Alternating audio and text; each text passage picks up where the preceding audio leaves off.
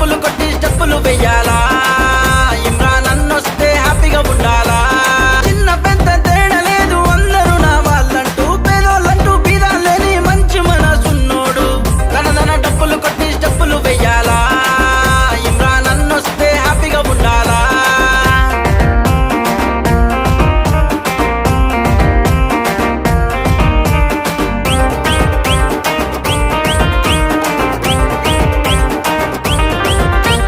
బతుకుతున్న బతుకుల మంచోడెవడు లేడు నమ్మినామంటే నిన్ను ముంచిపోతారు